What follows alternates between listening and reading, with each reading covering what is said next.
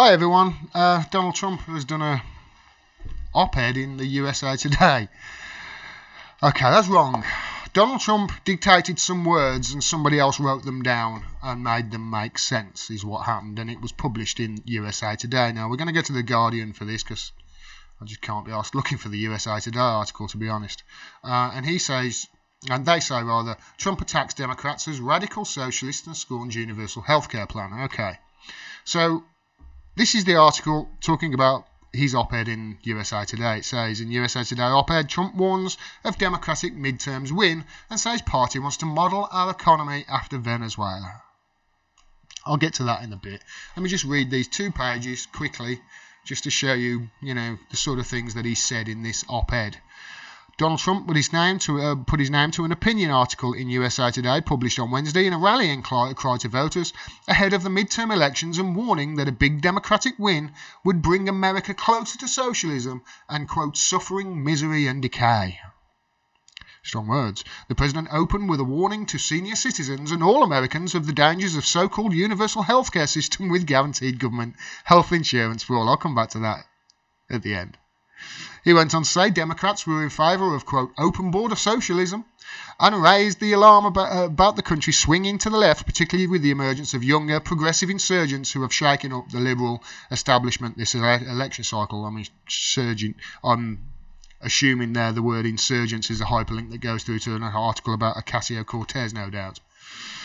It continues, quote, the truth is that the centrist Democratic Party is dead, Trump wrote on Wednesday. The New Democrats are radical socialists who want to model America's economy after Venezuela. Democrats are pushing for a blue wave of support from voters this November, hoping that the backlash against Trump since his shock win in 2016 election and the Republicans' further march to the right can inspire enough voters to cause the Democratic Party to win control of one or even both of the houses of US Congress.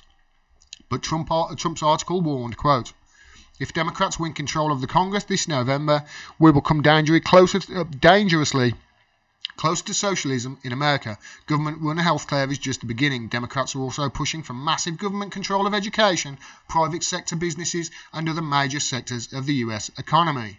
He urged that this is a fight the Republicans, quote, must win, and issued further dire predictions about a radical agenda. He continued, quote, every single citizen will be harmed by such a radical shift in American culture and life. Virtually everywhere it has been tried, socialism has brought suffering, misery, and decay.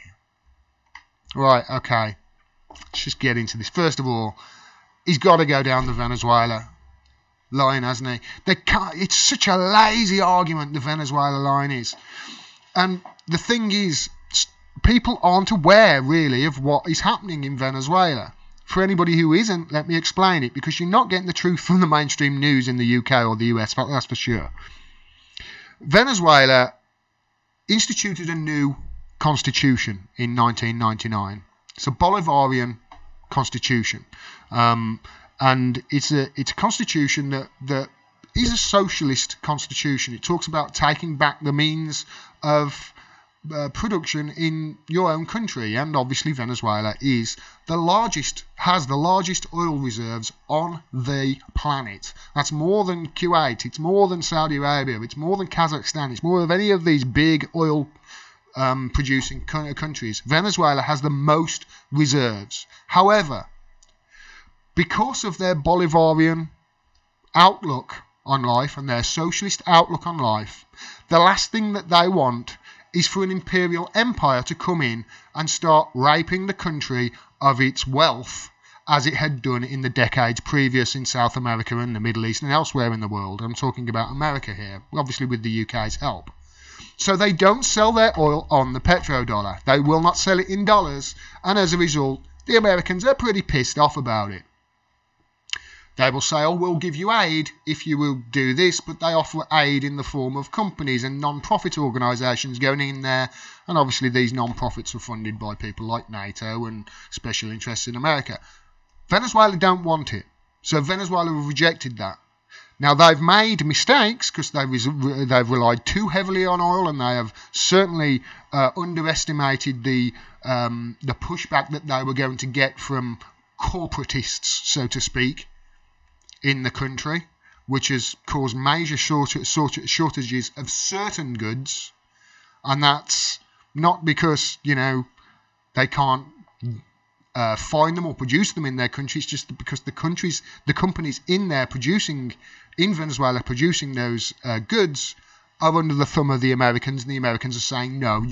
So America and the UK are causing this problem in Venezuela with the crippling sanctions and the crippling economic restrictions that we've put on them. So this is a lazy argument. Socialism is not to blame for the problems in Venezuela. It's partly to blame, but the overwhelming blame goes to these crippling sanctions that, I mean, let's remember, because Venezuela can't even change money between countries, Abby Martin almost had to shut down the Empire Files as a result. Thankfully,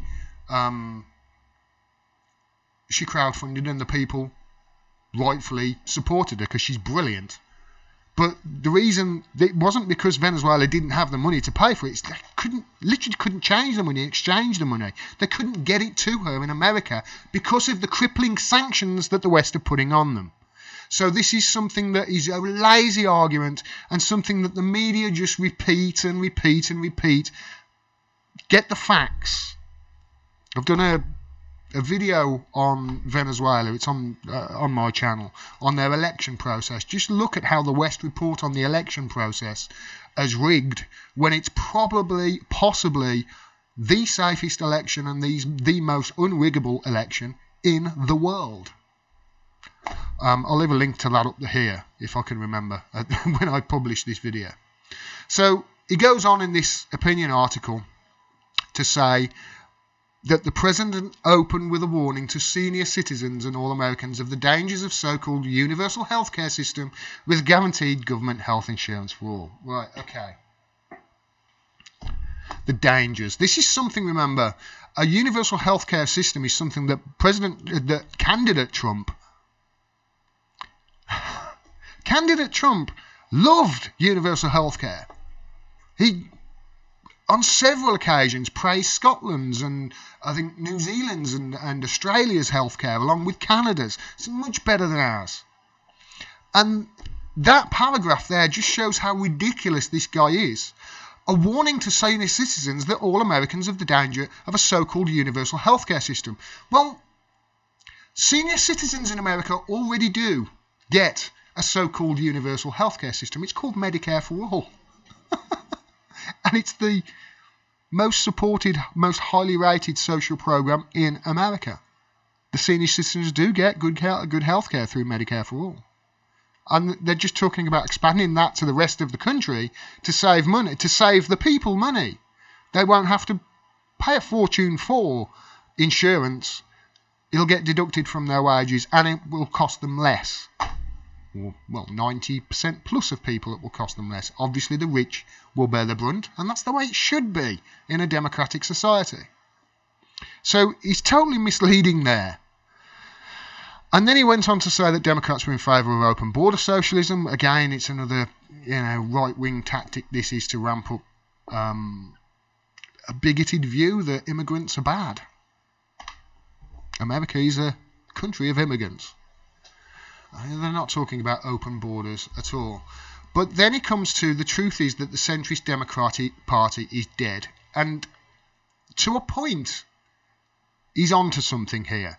They're not dead yet. That's the thing. They're dying and they're on their last legs, but they're not dead yet.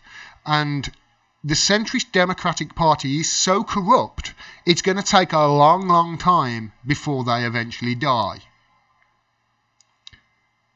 He's wrong. Sort of. On that.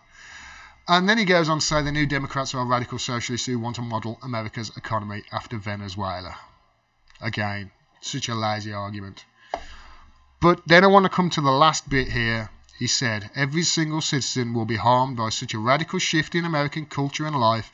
Virtually everywhere it has been tried, socialism has brought suffering, misery and decay, he wrote. Well, here's the thing. If there is a blue wave in November, it won't be socialism that wins out. Because the centrist Democratic Party still control the Democrats. How many progressives have been voted into Congress or voted into the Senate in the last 2 years? How many progressives have actually got their seat? 0. How many new progressives? You've got progressives such as people who I class as progressives, such as Ro Khanna and Tulsi Gabbard.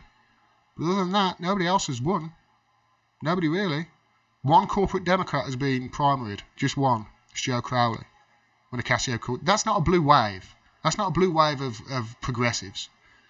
Now, I'm pretty sure that there'll be 15, maybe 20 progressives elected, new progressives elected from, I'm talking brand new Congress and Justice Democrats. Pretty sure there'll be at least 15, maybe 20, 25 elected in the midterms, but not a massive amount. And it certainly won't be enough to kill off the Democratic Party. You're going to need 100, 150 of them. So this is not going to happen in this election cycle by the look of it. It might take 2 or 3 to actually see results. That's if they don't rig it against them, remember. And the Americans do rig their own elections, unlike Venezuela.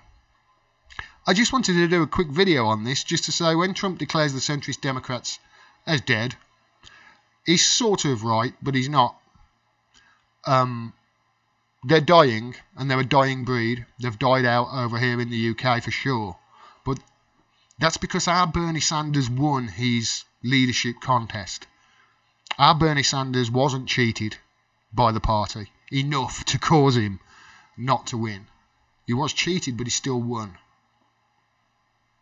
Your Bernie Sanders, your Bernie Sanders, or Bernie Sanders in America, he was cheated. The Democrats are not dead yet, but they are dying. And so is Venezuela. And it's not because of socialism, it's because of horrible, horrible, crippling sanctions that the West are putting that country under. And don't let Trump or any one of these politicians tell you that there's another reason for Venezuela being in the situation it's in at the moment, other than the West crippling sanctions on that country. If you like this video and you want to see more, please subscribe and click the bell below. Independent voices like mine are being censored on YouTube, so please comment and like and share. That really does help the channel out. And if you can, support me on Patreon. I cannot do this without your help. You can support me for as little as $1 a month, and every dollar helps. Thanks very much for all your support. Really do appreciate it. Till next time, peace and take care.